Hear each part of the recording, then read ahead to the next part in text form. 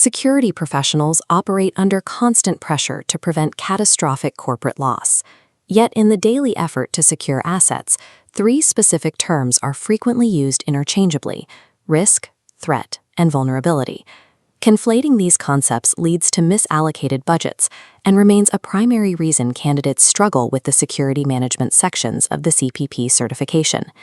A threat must be defined precisely as an external hazard. It is a specific event or actor that can go wrong, like a severe storm, an active intruder, or a malware infection. A vulnerability is an internal weakness. It is a specific gap in your systems or processes that allows a threat to penetrate your defenses. Risk is the resulting outcome. Mastering this definitional boundary is often what distinguishes a technical specialist from a strategic security leader. Risk does not exist in a vacuum as a standalone hazard. By formal definition, risk is the tangible possibility of business loss. That loss is an emergent property. It only materializes at the exact intersection of three specific variables. If any one of those variables is missing, there is no quantifiable risk to manage. Recognizing this rule changes the entire approach to security architecture. This geometric equation visualizes the foundation of risk assessment. Threat plus vulnerability plus consequence equals risk. Isolating the first variable, a threat, requires a specific identifiable hazard. Looking at the second variable, a vulnerability requires a specific gap that allows that threat to exploit the system. The third variable, consequence, defines the measurable financial or operational impact if the event actually occurs. Let's apply this. If we look at a corporate data center as the critical asset under evaluation, we can map the variables. We identify a physical fire as the specific threat.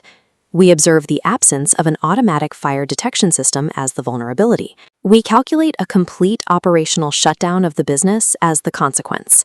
The convergence of these three precise nodes triggers a high-level risk classification. However, installing a detection system eliminates the vulnerability. Removing that single variable collapses the entire equation, proving that managers can neutralize risk without ever fighting the actual threat.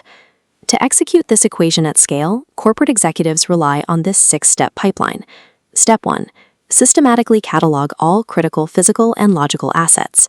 Step 2. Map all localized external and internal threats to those specific assets. Step 3. Identify the specific vulnerabilities tied to the protection of those assets. Step 4. Assess the potential business impact and financial consequence of an exploit.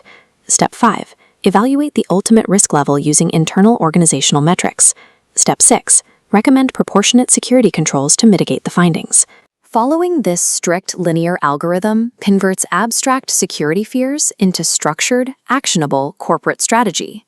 Step 5 requires a quantitative evaluation of the identified risk. This two-axis grid provides that evaluation. The horizontal axis measures the probability or likelihood of an event occurring. The vertical axis measures the impact or severity of consequence to the business. If we plot the data center fire onto this grid, we see the intersection of a highly likely event with a severe business consequence. This exact coordinate outputs a critical priority rating.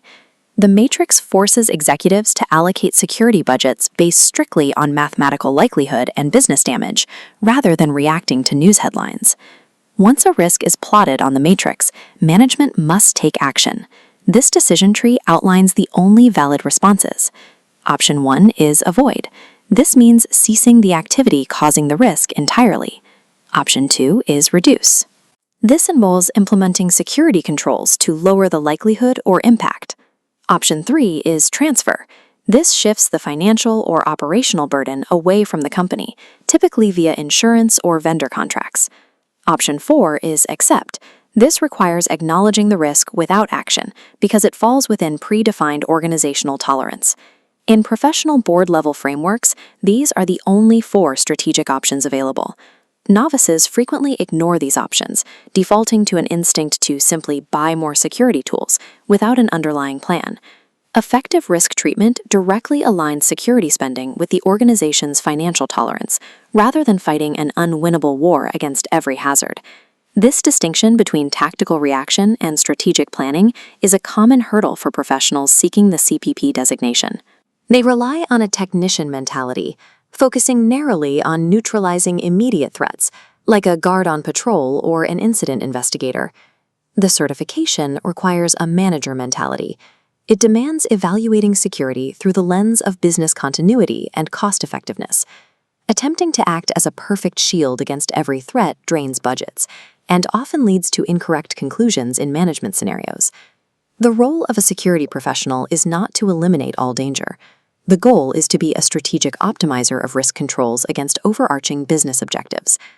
To master professional risk assessment, rely on the core pillars: the equation of threat plus vulnerability plus consequence, the 6-step assessment pipeline, and the 4 treatment strategies.